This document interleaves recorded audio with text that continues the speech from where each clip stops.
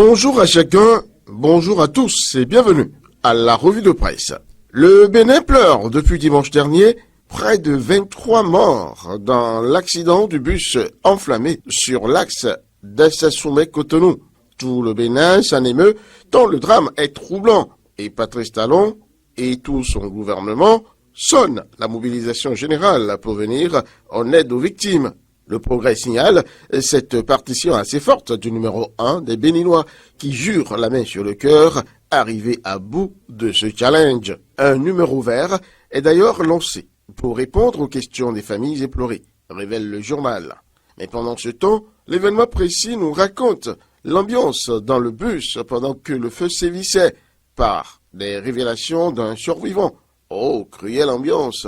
Intenable, j'imagine, pour les victimes qui ont souffert jusqu'à la mort. Pitié, Seigneur, car nous avons péché. Paix à leurs âmes.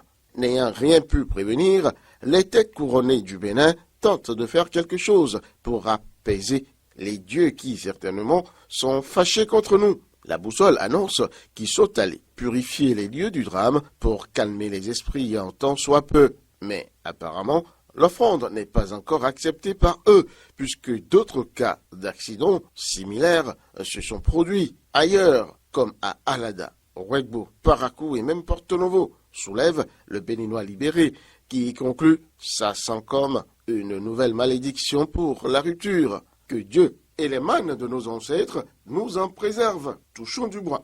Venons-en maintenant à l'officiel. L'investiture de la 9e législature en point de mire se fera le 12 février prochain. Et déjà, le grand regard identifie 4 voix féminines qui sont très attendues pour enrichir les débats à l'hémicycle. Moi, j'y ajouterai bien volontiers une 5e, élue dans la 6e circonscription électorale. Edmond Taillon-Nanon Fonton sur la liste UPR, Union progressiste pour le renouveau. Chère brave dame, la République vous attend.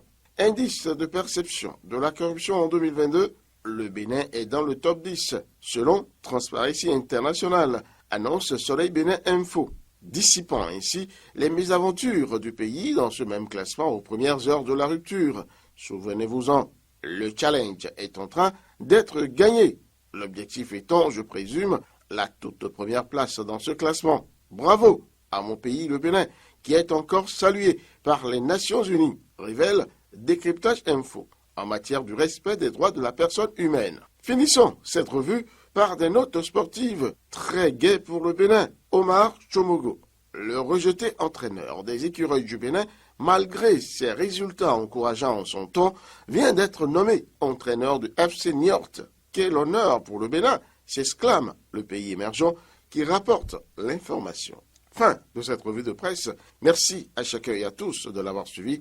Peggy Ludovic Dagba, rendez-vous dimanche prochain.